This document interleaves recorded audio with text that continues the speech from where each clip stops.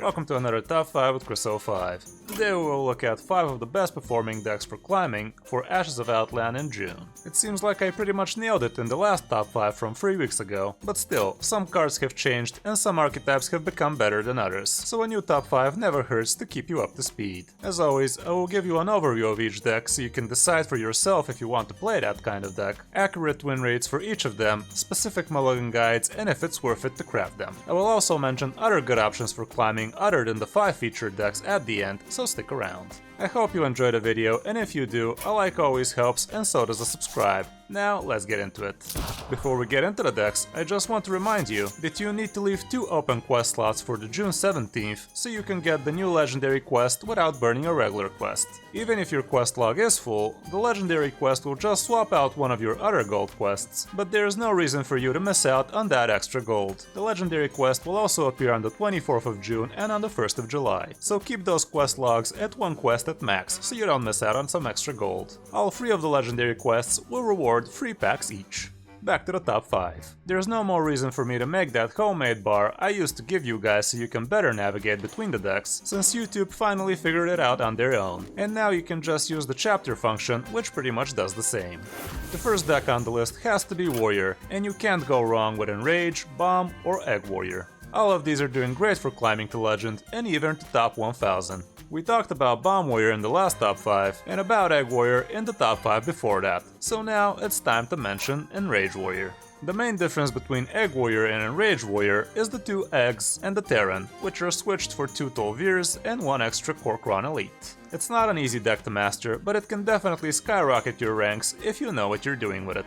You have several options to take the game, with either tempoing out Tolvir into Rampage into Mercenary, or you swarm the board with early Bomb Wrangler bombs, or the most popular gazillion damage from your chargers for the kill. It's a really solid deck with a lot of tempo and value packed in it. You have a good defensive tool with the risky Armorsmith combo too, which can basically bring you back from the dead. You can also opt for Deathwing in this deck, and Captain Greenskin is pretty good too. If you want to make room for those, you can just cut the 2 Tolvirs. Matchup wise, if you're seeing too many priests and mages, you will not have a good time. Some of the other Enraged Warriors without Tolvirs will work better against you too, but other than that, you will have a pretty good time, especially against the Demon Hunters. For the mulligan, your best keeps would be Corsair Cash, Injured Tolvir, and Wormhole Challenger. Ankar is also pretty good, especially if you don't have the cash. Skyraider is also not a bad keep, but it's not as nearly as important as most people think it is. You might even consider dumping him so you can use him later on as a token for the risky skipper combo. It seems like Warrior is a pretty safe craft right now, since it's doing pretty well even after the nerfs. I do expect we will see another wave of nerfs towards it though, and this time I do believe that Risky Skipper will take the hit with 1 less health or 1 extra mana, because it has become a staple in every Warrior meta deck. Cash might gain 1 mana or only give +1 durability instead, as a mild nerf to it too, but it's anyone's guess if that's gonna be the nerfs or if there are gonna be any nerfs at all. On the other side of the spectrum, let's talk about the cure for warriors, Galakrond Priest. This value house is destroying all of the best warrior decks right now, so if you're sick of those, you know what to do. It's really strong and it feels really awkward to play against it with most decks. Games tend to last longer, so make sure you're okay with that before you start crafting it. We have a lot of niche legendaries here, but they all serve a high impact purpose, so you can't really cheap out on them. If for some reason your value isn't enough, you can also steal a lot of stuff from your opponents too, so you should never be running out of value. The board control tools are also pretty nice and you can deal with pretty much anything, and sometimes you can even tempo out a Setek that somehow sticks so you can start buffing it. For the matchups, your bad ones would be Tempo Demon Hunter surprisingly, since it's just too damn fast even for this deck. Highlander Hunter also chips away at it nicely, and I've had huge success against it with Highlander Mage too, with an above 80% win rate against them. Anything else is deep in the green, and it would get even deeper if you pilot the deck and all of its random opportunities perfectly.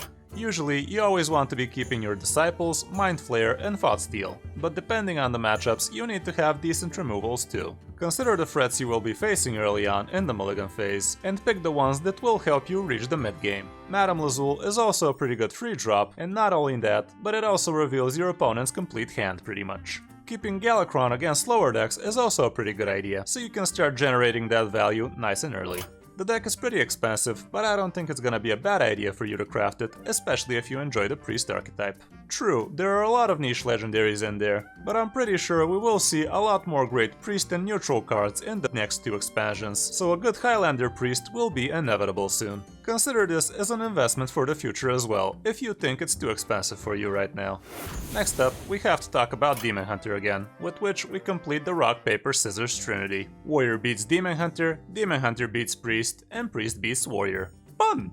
Demon Hunter has been incredibly strong ever since day 1 of the new expansion, and it's gonna be incredibly hard balancing it for the future too. It seems like it will be eating even more nerfs after the whole meta shifted against it, and I can't even imagine how bad the next Demon Hunter cards have to be, so there's even a slim chance where this class is not tier 1 again. Either way, this seems to be the best performing deck version right now, with 2 Volperas for even more discovered Demon Hunter OP cards. We have the 2 sidekicks, which support your other high impact minions, and we have the 2 Shadow Weavers, so you gain tons of extra tempo. Other than that, the list is as standard as ever, but some people do opt for the Bone Chewers instead of the extra I-Beam and the extra card draw. Not much else to say about this deck. You dominate the early game, you dominate the mid game, and you have tons of extra reach even if you lose the board after that, just to make sure that vengeance shall be yours. Vengeance! Vengeance! I will have my vengeance! Vengeance! Vengeance shall be ours! Vengeance! Vengeance! Vengeance!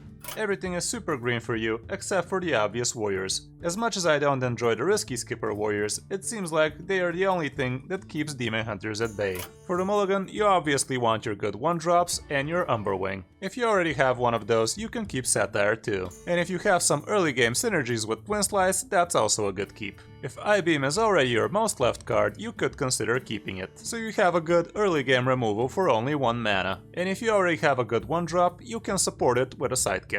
Against the slower matchups, you can also keep the Skull of Gul'dan, but anything else above 3 mana would be a huge no-no.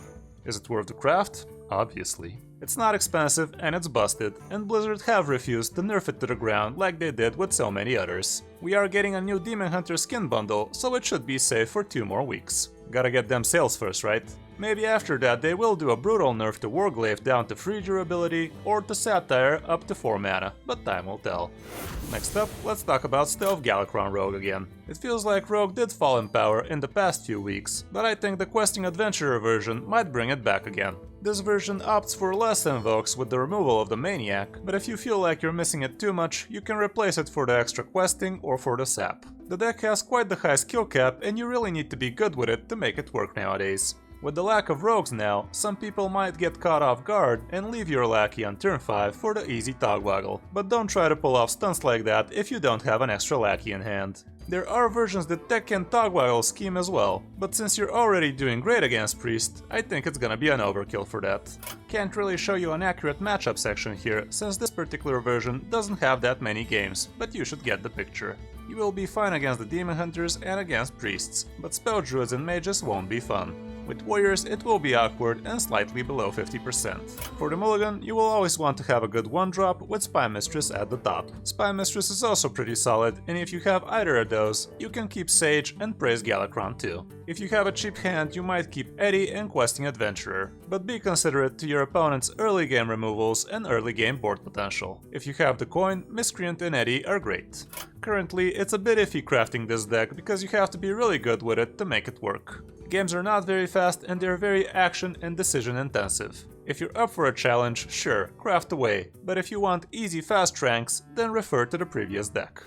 And the last deck on this list is gonna be Quest Warlock. I haven't talked about it in the past, but it's one of the most consistent and disgusting decks to play against. It's really strong, and most opponents don't even know what to do against it, since it has so much removal and healing packed into it. You just carelessly cycle through your cards, and you can even finish the quest as soon as turn 5.